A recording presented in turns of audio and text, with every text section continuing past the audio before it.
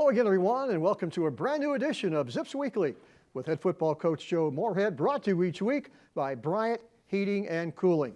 Well, I hope you're making plans to be back at InfoCision Stadium Saturday night. The Zips back home, and the Duquesne Dukes will be in town out of the Northeast Conference. The record is 1-2. We'll talk more about the Dukes a little bit later, but let's bring the coach into the conversation. Down at UAB, Coach, we had 441 yards of total offense. The defense pitches a shutout in the second half. You come back from adversity a couple times. Unfortunately, we're on the short end of a 31-28 loss. Yeah, it was a good college football game. Certainly, got to give credit to Coach Dilfer and his staff. And when you look at the the critical factors and performance indicators what determine the outcome of a game, we won the explosive play battle, we won the turnover battle, we won third down, and we tied red zone. Yeah. But to use a baseball term, we lost this one in the margins. Yeah. So we didn't win special teams, and then there were several self-inflicted wounds.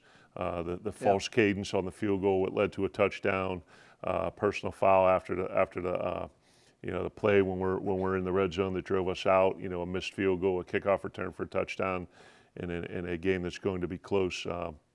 We didn't make those plays.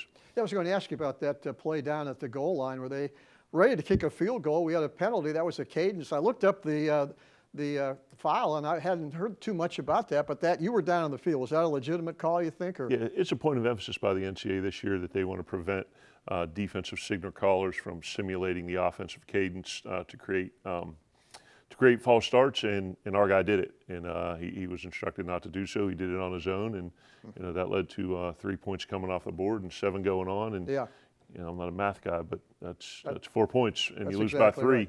Right. That's part of it right there. Exactly. Right now, let's go back down to Birmingham, Alabama, pick up highlights from the first quarter, and wow, was there some action in the first 22 seconds. And Coach, they win the coin toss. They want the football, and all of a sudden, 11 seconds into the game, we're down 7-0. Yeah, low line drive kick with poor location. Number 8 trips and then misses a tackle, and then we had a guy misread his key and lets that thing spit out. And certainly not the way you want the game to start. We come right back, Coach. 22 seconds into the game, both teams have scored. This is a Ben Finley pass to Israel Polk, and that was fun to watch. It broke open. I'm sure that was a play call. You want to do that early, and it popped for you. Yeah, 14 points and people not in their seats yet. So we had a double post concept called there, and they were in quarters, and the field safety locked down on the inside route. Put Izzy one-on-one with the corner. Great protection, great throw, great route, great catch. Owen Wiley with the PAT, and all of a sudden it's 7-7, 22 seconds into the game. This is going to be a lot of action here. Is Finley with a scramble. That opened up in the middle. Yeah, he had some positive yards rushing, and then, the big thing was, us being able to convert some third downs and keeping drives going. I think once again, both of our backs combined averaged over 5 yards a carry, and then we used some double cadence here and getting them to jump off sides, and took advantage of a free play there for another touchdown. That's a 5-yard pass. Israel Polk, again, the PAT by Owen Wiley, and as you see the score, it's Akron 14, UAB 7. Still a long way to go in the first quarter. Yeah, they did a good job defensively, keeping us off balance with the run and the pass. Their offensive coordinator, Alex Mortensen, called a good game, and this kitten is a pretty talented player, and they've got a good group of receivers. Shifts to the football again, and nice pass completion down the sidelines. Looked like that was number 2, Marcel Williams. I think that might have been Kyan Mason on that one. Mason? Then Marcel got the screen there, and there's Jordan Gant spitting out an inside zone there. I think this is going into our. Looks like Jordan Gant and Sean Patrick have settled in as the 1 and 2 running backs for you. They have. Sean had another very good game, and Jordan continues to improve now that he's fully healthy, and then Owen kicking our first field goal of the year. Owen Wiley, I think, from 36 yards out. And at the end of the first quarter, Akron's going to lead 17-14. It's good to see Owen Wiley kick a couple, give him some confidence. Yeah, we need to give him one. Wish that one from 49 would have landed, but good to get his first one through.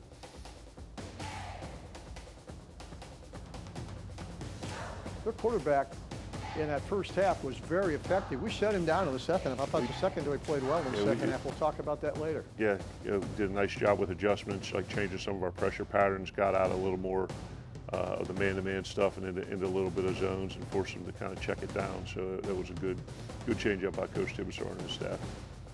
We downed it to 1, then they placed the football at the 4. He must have touched it upfield a little bit. Yeah, he nicked it. And that's the other, you talk about not winning in the margins. You know, we had him backed up at the -1 and gave up a 99-yard drive with a big pass and allowed a 2-minute touchdown as well. You got to win those situations. I guess they call that the middle 8. Watching Zips on defense right here and trying to run wide, and not sure if that was all it got him or That's not. our guy Boswell. Yeah, Boswell. He's coming on as a true He freshman. really has as a true freshman. He's making some nice plays. And, There he is there's again. one I of them think right there. Pass is tipped by Alex Branch, picked up by Boswell, and he returns at 44 yards, but a penalty hurts us there. Yeah, and you know, one that was very costly. We were first and 10 at the 22-yard line, I believe, and had a post-snap foul and drove us out of field position. There we saw the turnover tire. Marcus Boswell had that on his neck, and we had some of the UAB people talking to us about that before the game. I said, "Are we going to see that?" He said, "I'm sure you're going to see that at some point." I'm glad I was able to make an appearance. 24-20. Zips down, still in first half play, about a minute left. They're going to score again, Coach, and make it 31-20 at halftime. And that's a halftime score, but we're down by 11, Coach, but at halftime you had to feel we could move the football against these guys. Yeah, we did, and then with Jake Newell back and us being able to kind of get into more of our comfort zone from a game planning and calling standpoint, that was a good first half, able to move the ball on the ground and in the air, and then like you said, you made some adjustments defensively in the second half, and we knew we were getting the ball in the second half, and you need to make something happen. Okay, we're watching highlights from Saturday night's loss down at UAB. It's 31-20 Blazers at the half. We're going to come back and watch second half action right after this. Inspired design. Ultra quiet operation. To you, it's a Bryant Evolution cooling system. To us, it's the ultimate machine.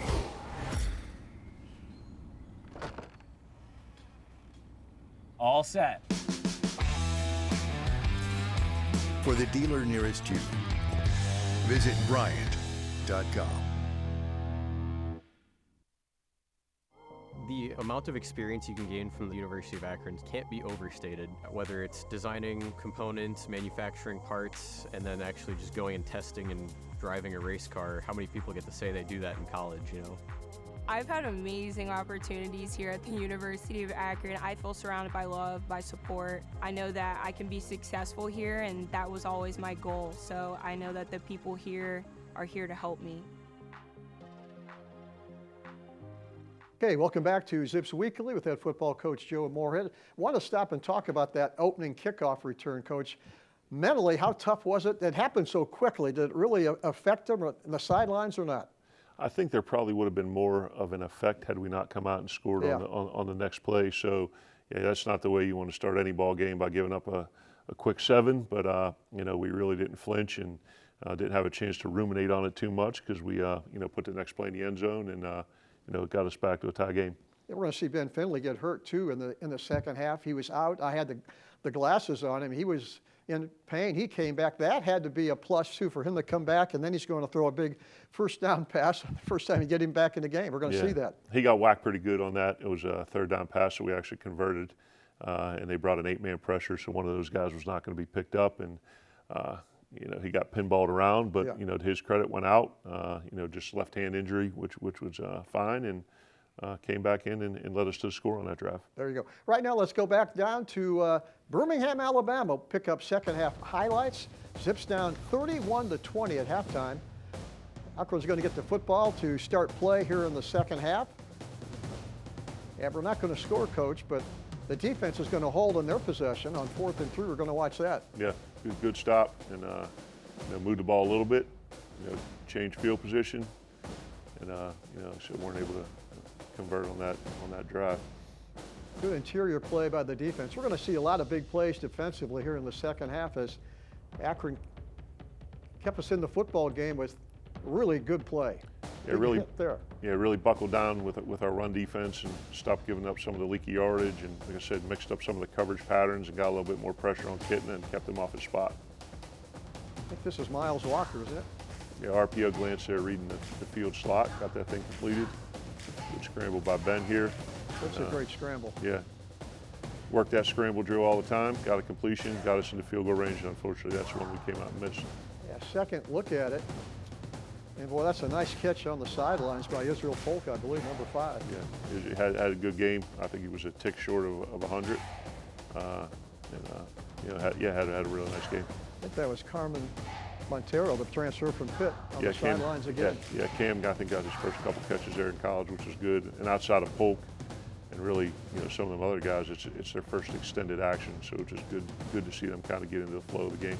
So Jordan Gant running hard there, the transfer, and yeah, a lot of new he's the type of guy who'll get better now as the season rolls along. Yeah, a lot of new faces, and like Yeah. we talked about, we think we're fairly talented. Maybe just not a lot of experience, and you see guys like Sean and Jordan and Cam and Tim Greer and Marcel Williams getting a bunch of reps and experience. I think that'll continue to reap dividends as the year progresses. Saw a little flip on that defensive line that freed up Bruno Dahl for the sack there. Yeah, big sack by Bruno. He played his best game as a Zip.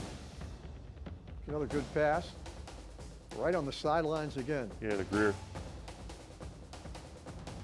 That's the one Ben got hit right there on that third down conversion. You can see 7 come through. Pretty good protection, throws over the middle, and again, it's Miles Walker with the reception. Yeah. And he's coming back from an injury. That's impressive. He is. Another big third down conversion. Catch by Tim Greer, like I said, who had been at Fresno and then not played, so he's getting his feet wet, starting to get experience. He'll continue to build. I was Finley coming back in for the first time after he'd been hurt. He nails that pass. Yeah, that was big. I didn't anticipate him coming back because I wasn't sure of the extent of the injury, but when trainer came and said he was going back in, it was exciting. Sean Patrick down to the 1-yard line. They're going to give it to the young freshman again, and pretty good push up front by that offensive line. Yeah, run behind his pads, got him pushed in there, and then we go for 2. And RPO. 2-point conversion. Yeah, RPO, and they cover it up. Can't cover everybody, and Ben called his own number. Now, last year, Coach, you told me you had 3 or 4 2-point conversion plays you liked. Was that obviously one that you thought would work? Yeah, that was number 2 on the list because the first one we had run in a short yardage situation. So went right to that, got it on the correct hash, so we were rolling to his throw inside and ended up working out how we practiced it. Good defense again. The Zips right now right back in this football game at 31-28. And it looked like from up in the press box, the Blazers were trying to regain momentum and you just wouldn't let them get into it. No, we wouldn't. And I think that we really improved our third down defense in the second half. We've given up some conversions and allowed them to extend drives and change field position and get some points on the board. But we really did a nice job, tighten it up there in the second half. I think Bruno Dahl, we just saw with his second sack of the game. Conversion of Marcel there. We've still got about 8 minutes left in the game, Coach. You've got the football. We're going to get it back late, but this is the drive I know you wanted to score on. Yeah, it was. And, we knew that. I thought it was a good utilization of our timeouts in the 2-minute drill. I talked to the defense about getting it back to us one more time. They took a shot, tried to end it there. Triple coverage. Good job with the PBU. And then we ended up getting it back one more time with, I think, just about a minute and a half. Yeah, minute 44 and no timeouts. That's just we're trying to come back. Our first pass is completed and just couldn't get it going in that with about a minute and a half left. Yeah, started off strong, had a false start penalty, which drove us back a little bit. And then, you go back and look at the tape, and we had some guys running open and, just weren't able to protect Ben well enough to get to his second read. And, unfortunately weren't able to drive the field and tie it up or take the win. Zips lose that one 31-28. One quick comment, Coach. You mentioned a minute or so ago, you feel right now you're back to pretty much full strength. You're getting guys in the position where you want them. We're about 3 games in now. It's right where you want to be as far as positions and momentum for the rest of the year. Yeah, in terms of trend, I think we're trending upward. It couldn't have got much worse in the Nebraska game, but we're going to play that game 100 times, and I don't know that the result's going to be different, but the style of play and kind of some of the things that went into that loss, we weren't real fired out. But in this portal era, when there's so many new faces on both sides of the ball, and you talk about practice, and that's fantastic because that's where you earn the right to take the field with confidence to win. But until those guys all work together in the game, and they go through, the pressure and the physicality and the speed of this level. I mean, that's hard to replicate. So I think all these reps that we're getting and, continuing to make improvements in all three phases, it'll benefit us moving forward. There you go. We're going to take a break, come back. We're going to have the coach talk about some of the individual performances that he watched and give comments on a few players right after this. Inspired design. Ultra quiet operation. To you, it's a Bryant Evolution cooling system. To us, it's the ultimate machine.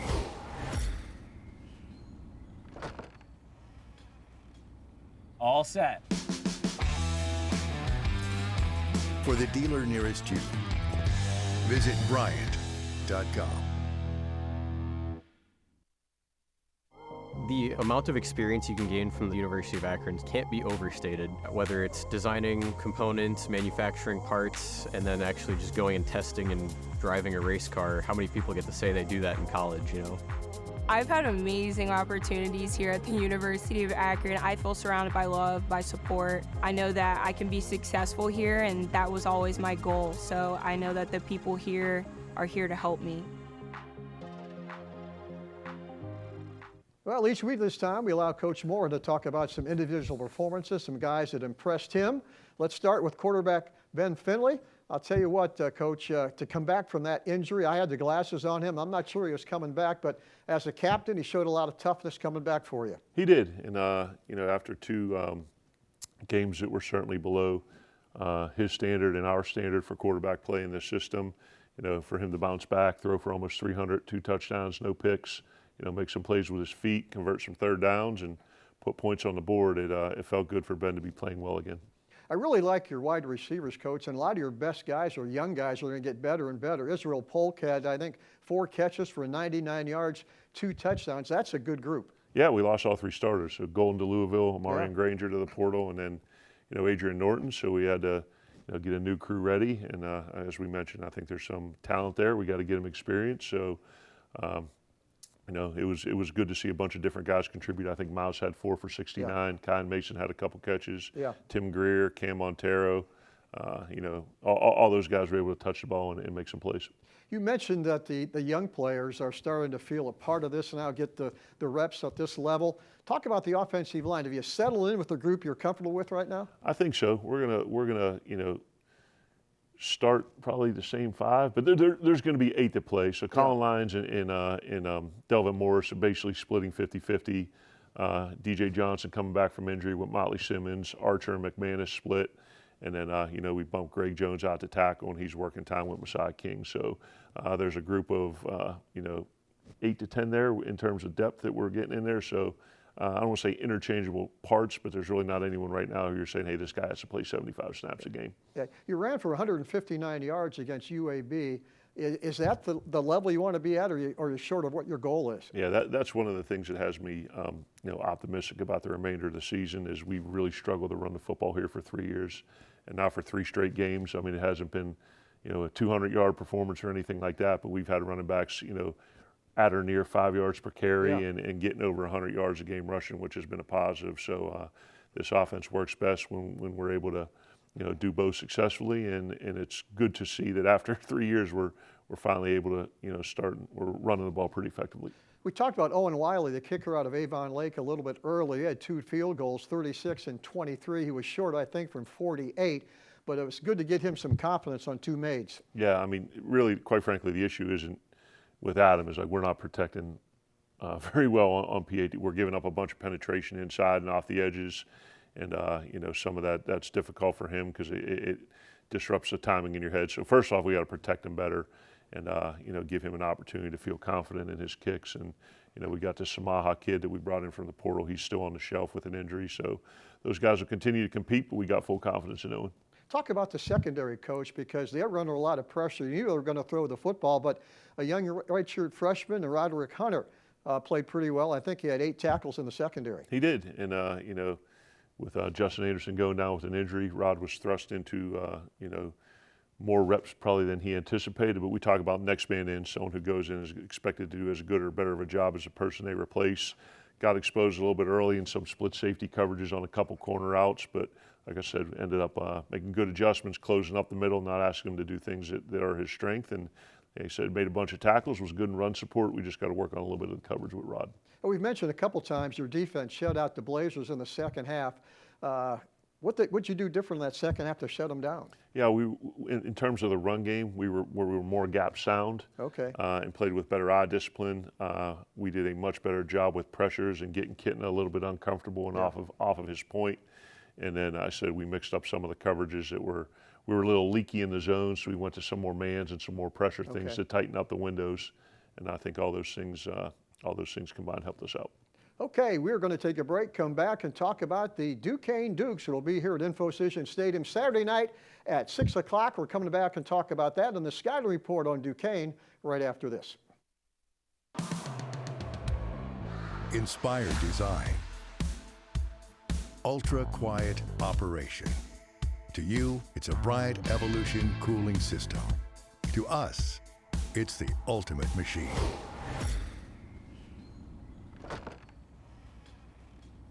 All set. For the dealer nearest you, visit Bryant.com.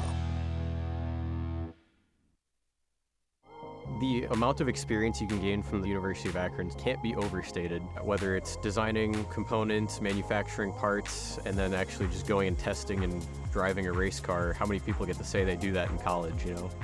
I've had amazing opportunities here at the University of Akron. I feel surrounded by love, by support. I know that I can be successful here, and that was always my goal. So I know that the people here are here to help me.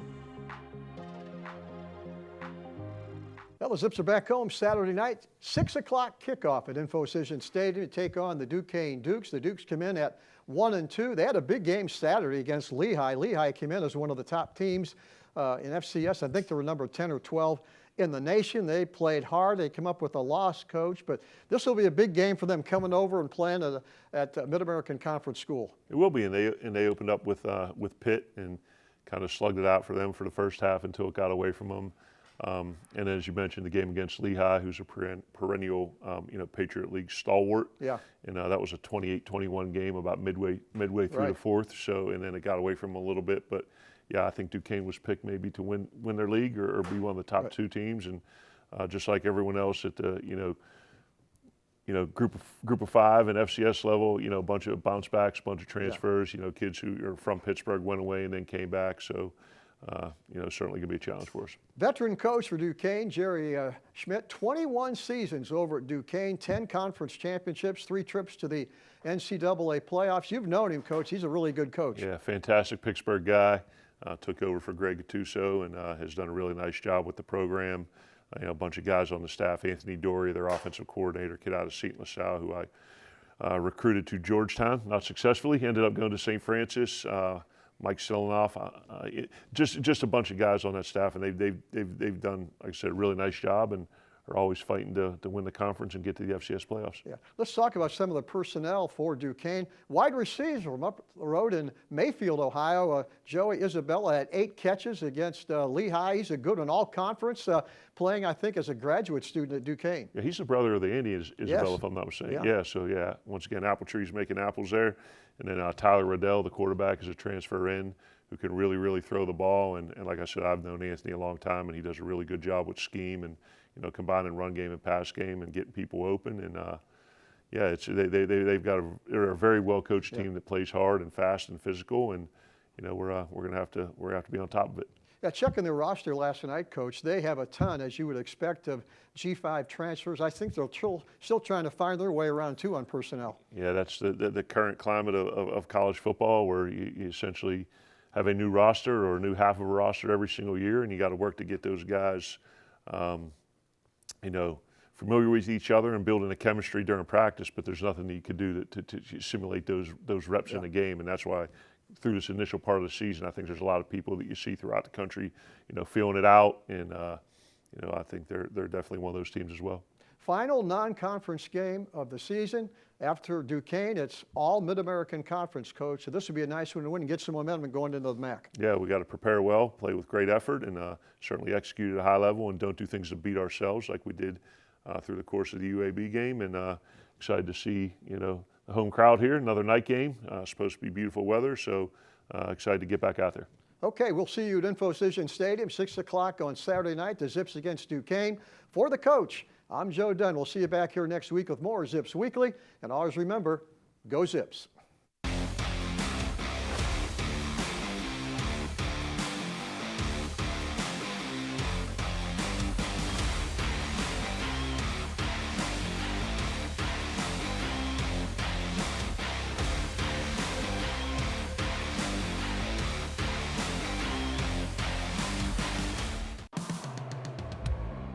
Inspired design.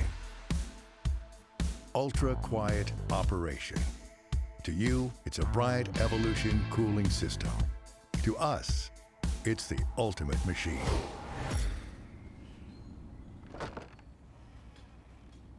All set. For the dealer nearest you, visit Bryant.com.